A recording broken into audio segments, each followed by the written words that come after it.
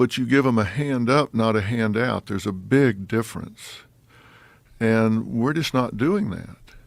You've got to require people to do everything they can do to help themselves, so they, again, observe themselves doing more and more, and they have pride in what they achieve and what they accomplish. And we've gotten away from that. We're not doing that. But it seems like, especially when you're talking about like the homeless population, you would need so many people to work with those people, because you're talking about a psychological shift, a way of viewing the world with discipline and accountability, that you're not going to just get people to adopt on their own. I mean, very few people will. Most people will do the very least that they have to do. And if there's programs and different ways they can acquire money and food, they'll just stay in whatever state they're at. You know, I was watching this video today of a guy who's in Hollywood who built a house on the street.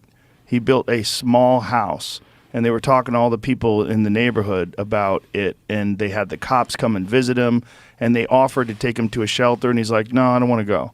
And they go, okay, and they just leave him there. So this guy has built a structure on wheels. It's like a small shed, but a wooden house, because he said that every time he had a tent, they took the tent away. Yeah. So he just built a house. Well, that's pretty industrious. Yeah, but why can't he apply that to other things, right? Exactly, and he can. But he needs coaching. And I don't care how flat you make a pancake, it's got two sides. And the side where he says, I don't want to go to a shelter. If you go to a shelter, what do you do with all your stuff? Because there's nowhere inside that shelter to take all of your stuff. And he has things. And he might have an animal. And that animal he's attached to, and you can't take that animal in the shelter. And you can't take your things in the shelter. And if you can't take your animal and your things in the shelter, they're not going to go. If they leave their things on the street, they'll be gone when they come out the next morning. So a shelter's not always the answer. So you got to have empathy for those people. And he may be trying to do the best he can, but you got to create alternatives where he says, okay, look, if he's industrious enough that he's built a house on wheels and they're pirating electrical, some of them from service poles. Yeah. Some of them have 10-man tents and they've got flower beds in front of them. Yeah, this guy had plants hanging out in front of his house. That's pretty industrious.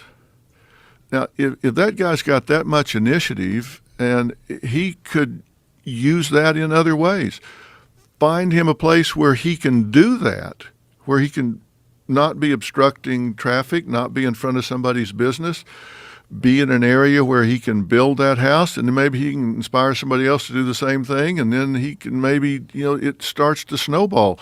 You work with what you have. I'm not saying these people can start running their own business tomorrow, but build on what you have. But you don't just say, well, so he's what they refer to as experiencing homelessness. Find something that you can build on. These people don't want to be homeless. They want to have a better standard of living. But once they become homeless, it's like, inertia is the tendency for bodies at rest to stay at rest, and it's hard to get them moving. But you say it would take so many. You can find leaders within those groups that can help the next level below, and they can be helped by the next level above. There are ways out of that. But it seems like one of the first things that has to happen is you can't tolerate people just camping on the streets. Just like you can't tolerate people littering, because it's not much difference. You're interfering with all the other people that are following society's rules. And society's rules are there to preserve everybody and keep the world cleaner and a better place. So as soon as you allow someone to violate those rules because they're down and out, and then you have more, and then they compound, and then you have thousands of tents. Now you have a problem that's almost insurmountable.